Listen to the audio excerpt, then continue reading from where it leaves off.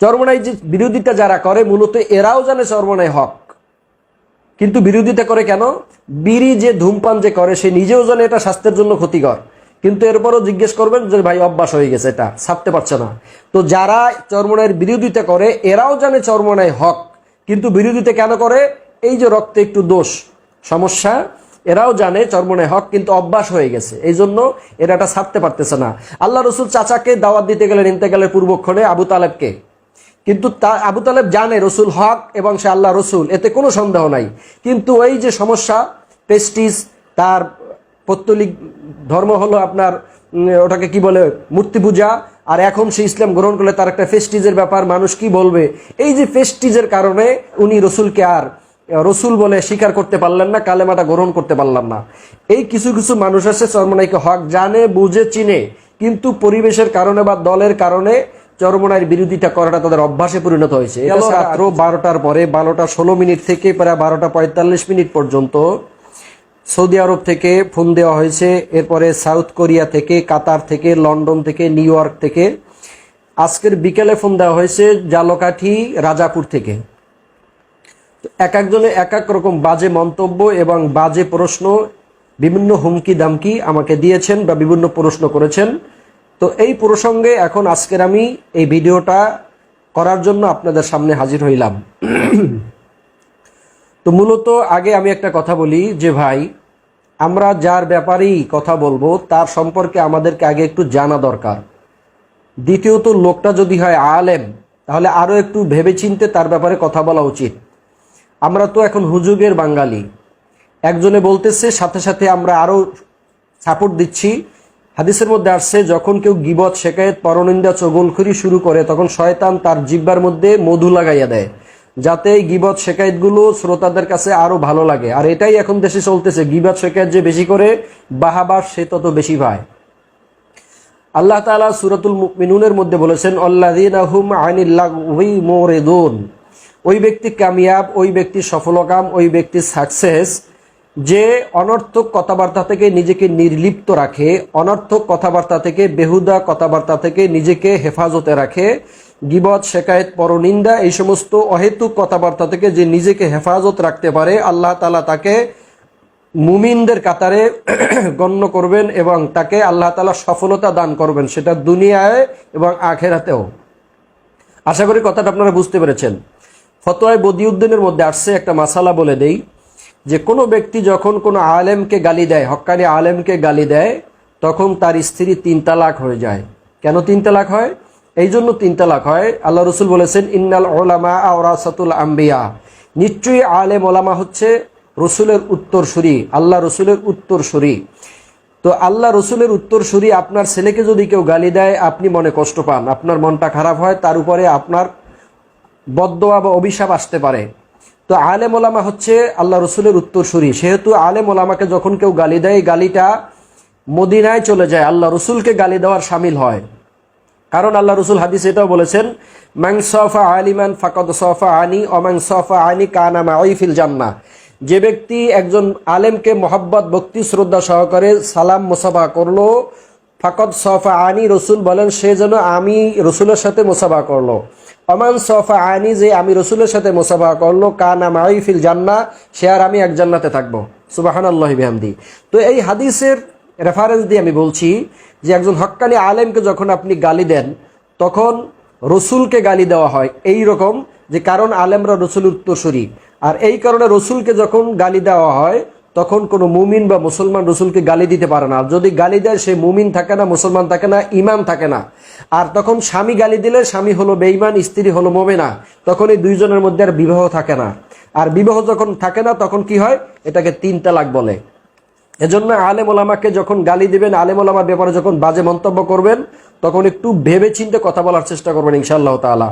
তো আসুন, চরমনাই যে হক, চরমনাই দরবার যে হক, এটা শুধু আমি নই, বাংলাদেশের সমস্ত হক্কানি ওলামা হজরতদের ইজমা, এমনকি হাটহাজারী, পটিয়া, মেখল বড় বড় মাদ্রাসার ওলামা হজরতদের ইজমা, দারুল উলুম দেওবন্দের বড় বড় আলেম ওলামা এবং প্রধান মুফতিদের আপনার চরমোনাইতে আনাগোনা আছে, তারা আসছে, চরমোনাইকে তারা হক বলেছেন।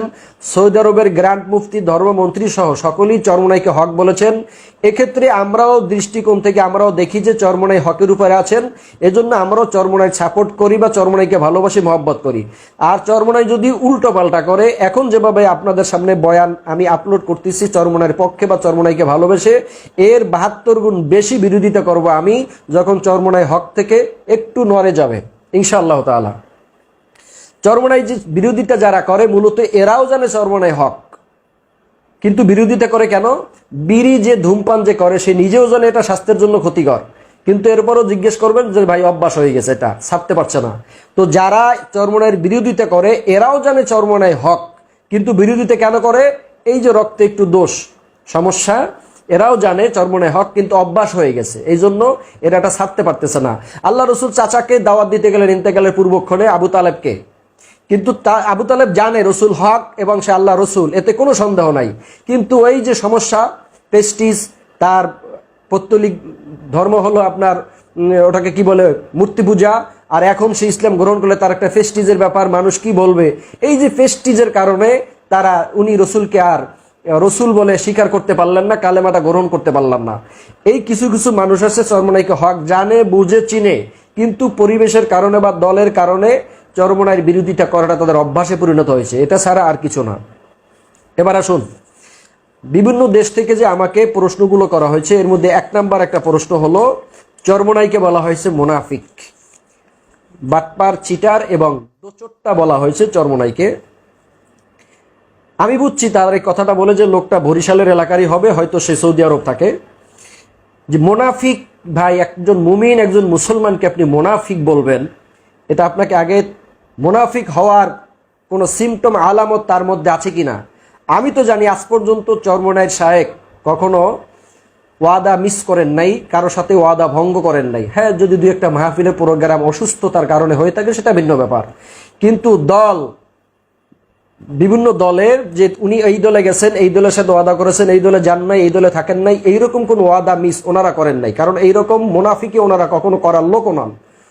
যারা আমাকে কথাগুলো বলেছেন অবশ্যই ওনারা জামাত শিবিরের লোক হবেন, এটা আমার বিশ্বাস। তবে শুনেন, মুনাফিকিটা চরমোনাই শায়েকরা করেন না, মুনাফিকিটা করেছেন, কথাটা বলতে চাইছিলাম না, কথার নাম লতা, প্রসঙ্গক্রমে বলি। বাংলাদেশের একজন স্বনামধন্য মুফাসসির, আল্লাহ তাআলা কি মহিমা, কি ইশারা, উনি এখন জেলের মধ্যে আছেন, আল্লামা দেলাওয়ার হোসেন সাইদি। এই আল্লামা দেলাওয়ার হোসেন সাইদি হলেন জামায়াত ইসলামের শীর্ষস্থানীয় একজন নেতা।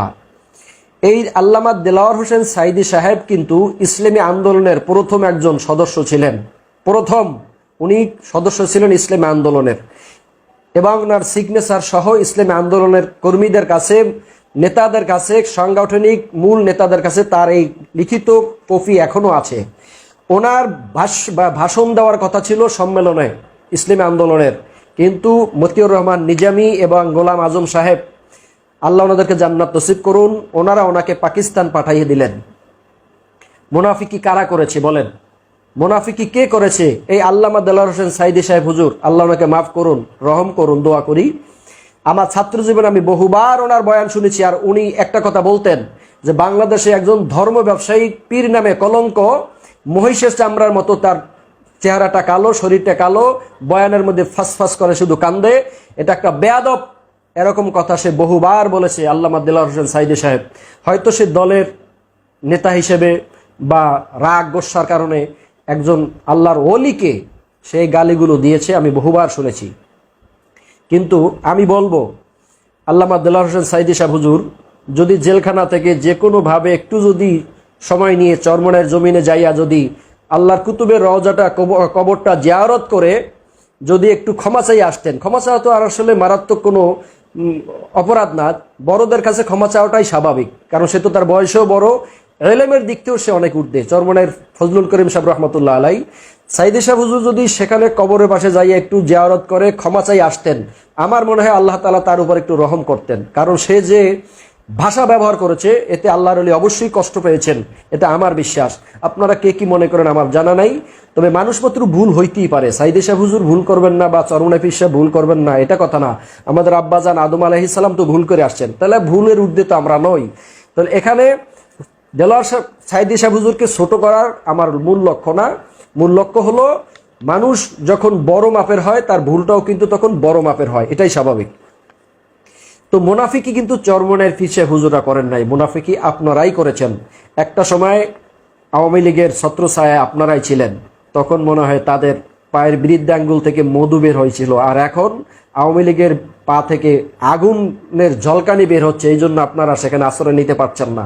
কিন্তু চরমনায় কখনো কোনোদিনই আওয়ামী লীগ বলেন বিএনপি বলেন দুইও নেত্রীর কাউকেই কোনোদিন সাপোর্ট তারা দেন নাই, দিচ্ছেন না, ভবিষ্যতে আশা করি কোনোদিন দিবেন না ইনশাআল্লাহ তাআলা। মুনাফিকি তারা করেন নাই। তবে একটা কথা বলবো, না জেনে না শুনে না বুঝে কোনো মন্তব্য কোনো আলেমের ব্যাপারে করবেন না, আল্লাহ আপনাদের রহম করুন। 2 নাম্বার প্রশ্ন হলো চরমনাই আওয়ামী লীগের দালাল। কেউ কেউ আমার এই যে গেল ভিডিও আপলোড করেছি, গেল ভিডিওতে কমেন্টস করেছে, শত শত কমেন্টস আর হোয়াটসঅ্যাপে যে এত পরিমাণ মেসেজ আসছে যেটা পড়লে আমার সারা রাত লাগবে। সেখানে কেউ বলেছে চরমনাইরা আওয়ামী লীগের মধ্যে কোনো তফাৎ নেই, চরমনাইও যা আওয়ামী লীগও তা। আচ্ছা শুনেন, আওয়ামী লীগের দালাল যে আপনারা বলেন, চরমনাইকে বলেন বা আমাদেরকে বলেন, আওয়ামী লীগের দালাল না কে? মসজিদের যিনি ইমাম, যিনি খতিব, যিনি মুয়াজ্জিন, যিনি খাদেম, মসজিদের কমিটি হলো আওয়ামী লীগ। তাদের ছত্রছায়া তাদেরকে থাকতে হয়, তাদের কমন তাদেরকে মানতে হয়। তাহলে মসজিদের ইমাম, মুয়াজ্জিন, খাদেম আওয়ামী লীগের দালাল। এরপরে যান, আপনি একজন বক্তা, একজন বড় মাপের ওয়াইজিন, আপনি মাহফিলে যাবেন, মাহফিল কমিটির লোক আওয়ামী লীগ। আপনাকে সেখানে উল্টাপাল্টা কথা বলবেন, মাহফিল ক্যান্সেল, মাহফিল বন্ধ, বেজ্জিত হয়ে আসতে হবে। তাহলে ওই আওয়ামী লীগের সভাপতির ছত্র ছায়ায় থাইকেই আপনাকে বয়ান করে আসতে হবে। আপনি হলেন ওই দিনকারের জন্য আওয়ামী লীগের দালাল।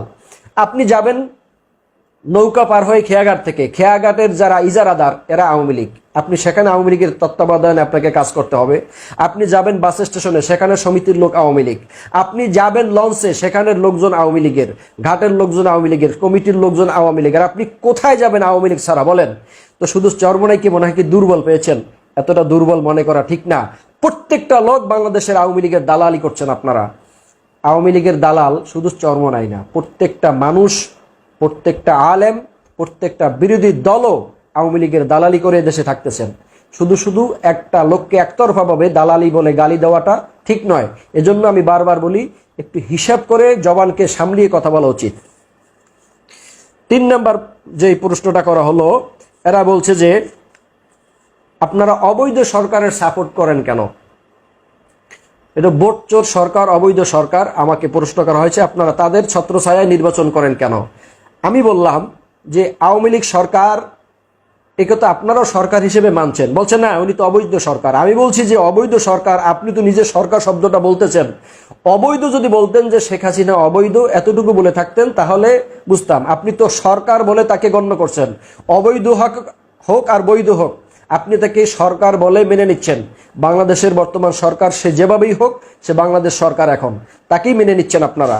অবৈধ বলেন আর বৈধ বলেন, আপনার মুখেই তাকে সরকার বলে মেনে নিচ্ছেন। নাম্বার 2 হলো, যদি ইসলামী আন্দোলন বাংলাদেশ এই আওয়ামী লীগের সময় নির্বাচন না করে, তাহলে কি আওয়ামী লীগ সরকার নির্বাচন করবে না?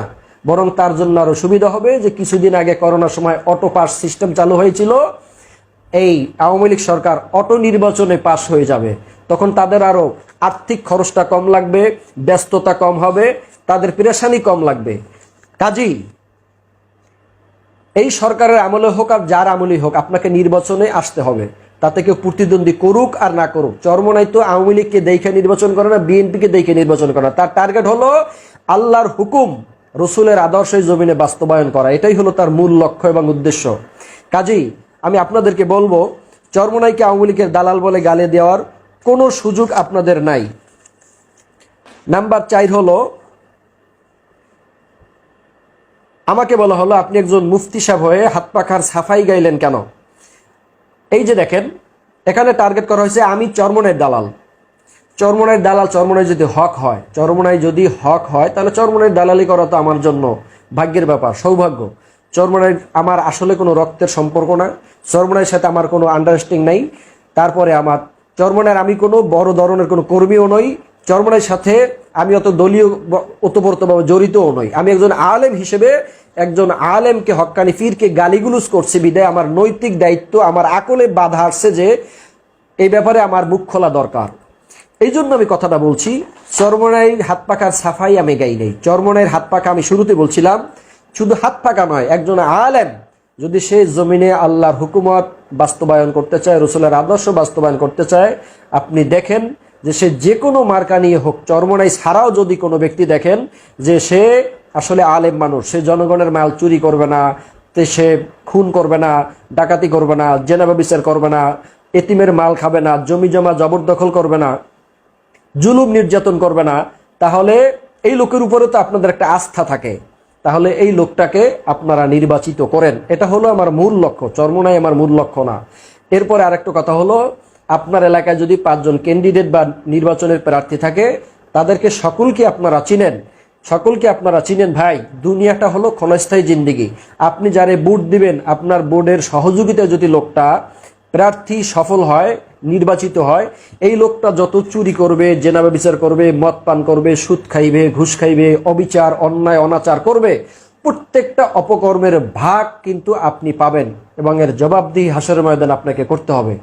আমি আওয়ামী লীগকে ভোট দিতে নিষেধ করি নাই, বিএনপিকে ভোট দিতে নিষেধ করি নাই, জাতীয় পার্টিকে ভোট দিতে নিষেধ করি নাই, জামাত ইসলামকে ভোট দিতে নিষেধ করি নাই, চরমনাইকে ভোট দিতেই হবে সেটাও বলি নাই।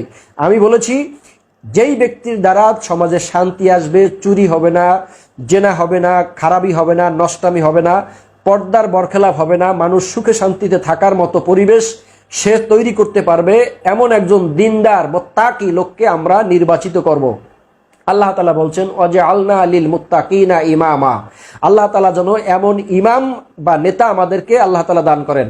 ইমামত 2 প্রকার। মসজিদের ইমাম হলো এক জিনিস, আর রাষ্ট্রীয় পর্যায়ের যিনি উনি হলো ইমাম। মসজিদের ইমাম হলো ইমামতে সগরা, আর রাষ্ট্রীয় পর্যায়ের যিনি ইমাম, মুসলিম শাসক, ওনাকে ইমামতে কোবরা বলা হয়।